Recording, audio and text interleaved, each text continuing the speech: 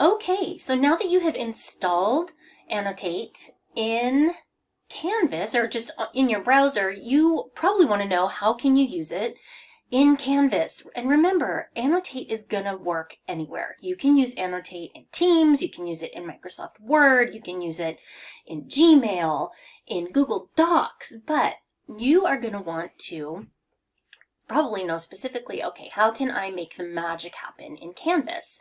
And so remember, you are going to always want to refresh.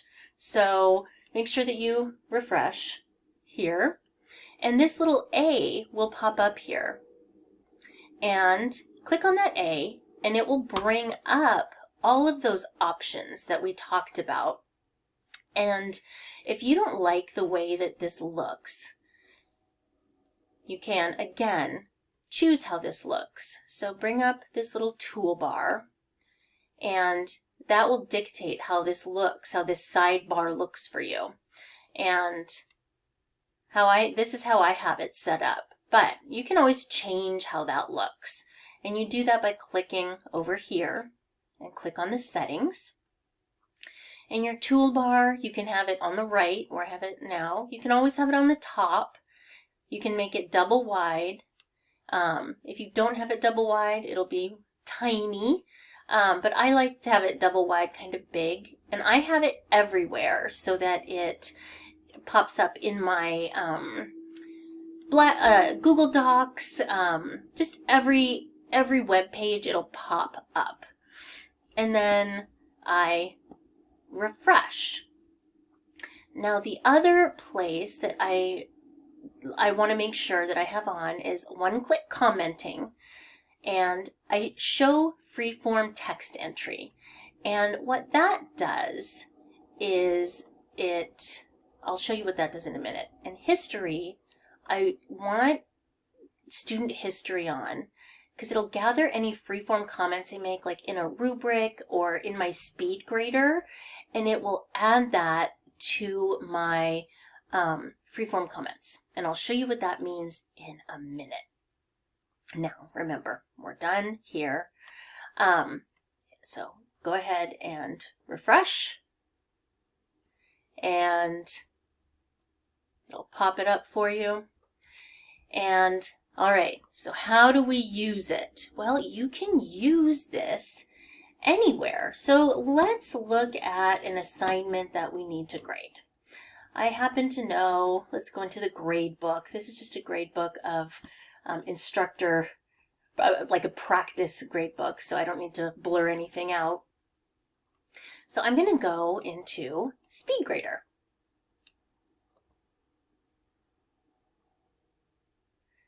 And this is a hypothesis assignment. But let's find someone who did leave some stuff. Oh, look it. And I could leave an annotation right here. And let's say I wanted to, just in my own library, I could leave a comment that I know I've made, an end comment, like a well done. And I can just, right here, do something that says, well done.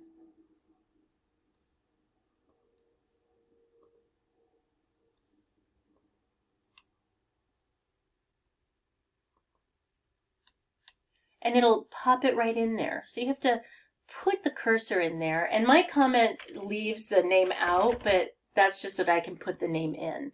So again, you put the cursor in and you just click on the comment.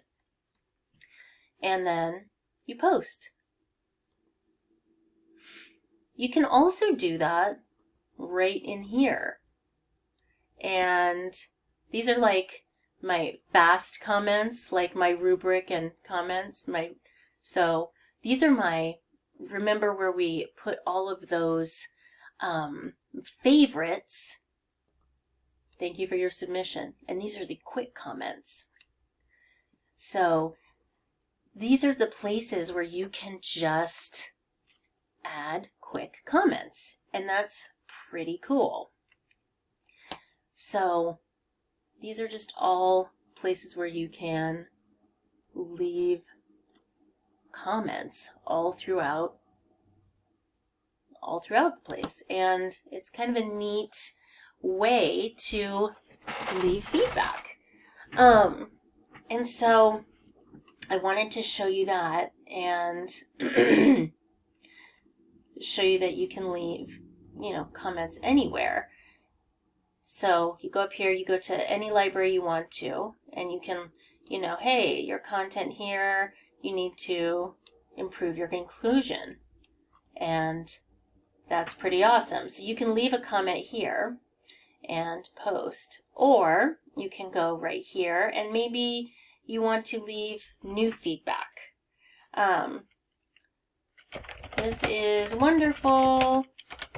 Perhaps go a bit deeper. So this is new feedback. And so it's going to capture that new feedback. And so this is all stuff that you can do. And so you can use Annotate Pro all over Canvas. You can leave it in these margin comments. You can leave it in assignment comments. You can leave it in the rubric, discussion responses, content pages. You can literally leave it anywhere.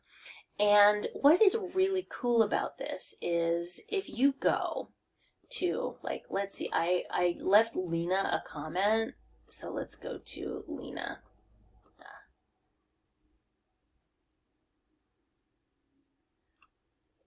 It will, I'm going to refresh.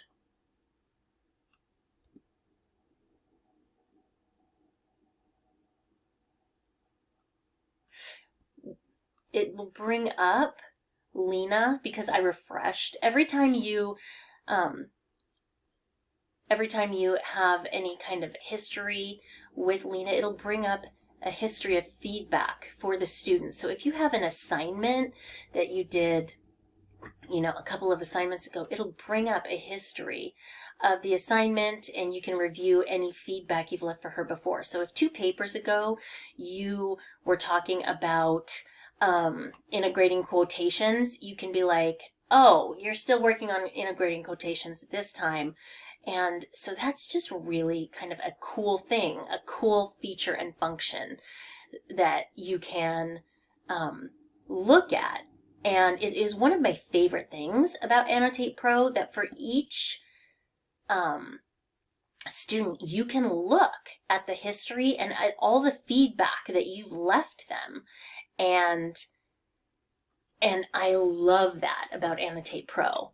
And so it's just really cool. You can, and we don't have any history right now for Lena, but you can look and click and review the feedback detail if we had some feedback detail for her. I don't think that we're going to have any feedback detail for any students, but no, we don't. But, oh, we do! We have one for Mark. So let's look at the feedback detail for Mark. We can look, and it's going to bring up in a separate window this feedback detail for Mark. And it'll tell us on 514 that we left this comment for Mark on this practice assignment. Excellent job, Mark. Yay, you. And it'll just tell us exactly what the feedback detail, the feedback history is. And it'll just tell us in a different window. And so it's really kind of cool that we can get that feedback and we can view tabular data. We can drill up, we can drill down, and it's just really cool. And so that is just one really awesome function. You can effortlessly create a history of comments for each student, which you can quickly scan right from within Speedgrader, right here. And you can just go by student and see a whole history, for each student, and also dig into the analytics. Like, didn't you provide this student with a similar paper on their last with a similar grade on their last project? You can save free-form custom comments entered into Speedgrader. So that's pretty cool. You can also aggregate and disaggregate data by course and assignment, optionally turning off history at the student level but keeping overall course data.